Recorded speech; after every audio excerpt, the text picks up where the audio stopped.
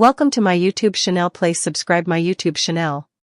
In the summer of 2021, I developed blisters on my fingers and toes, which a dermatologist told me were chilblains, but that didn't make any sense, given the warm weather.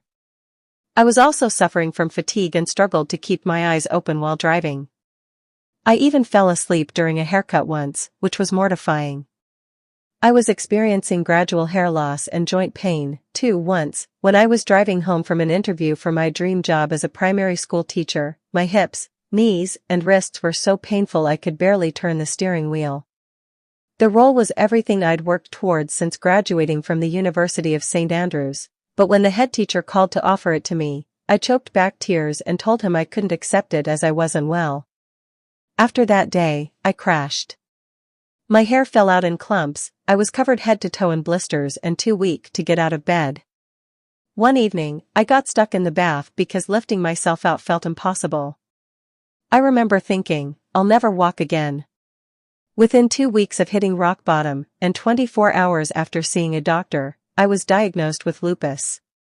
There is no single test for the autoimmune condition, however various markers in the blood can point towards it. A low white blood cell count signals the body is attacking itself, and an increase in C-reactive protein in the liver shows the body is fighting inflammation or infection.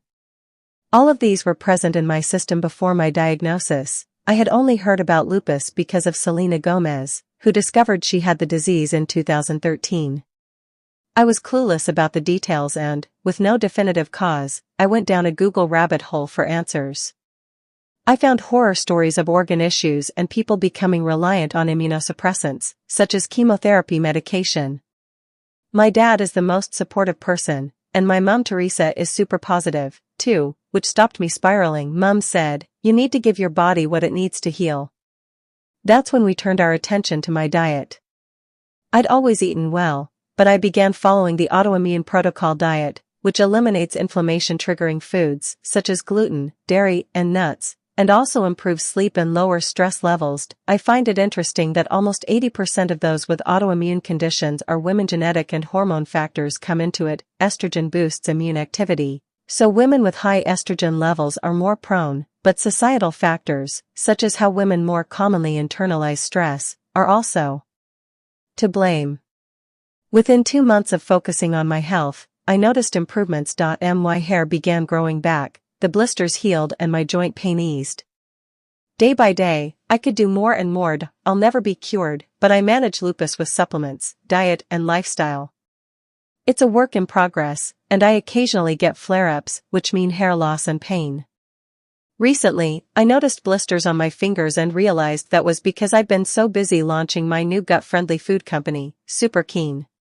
When my symptoms flare up, I know I need to tweak how I'm living and prioritize my health. I used to love Barry's boot camp and competitive sports, such as netball, but now I avoid exerting myself too much, otherwise I pay for it afterwards.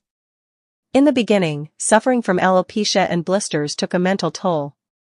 I felt self-conscious and, being single at the time, I thought I'd never feel lovable. But 18 months on from my diagnosis, after I'd got my health back on track, I met my boyfriend on a night out in Manchester. But 18 months on from my diagnosis, after I'd got my health back on track, I met my boyfriend on a night out in Manchester. I just want anyone going through what I've experienced to know that they're not alone.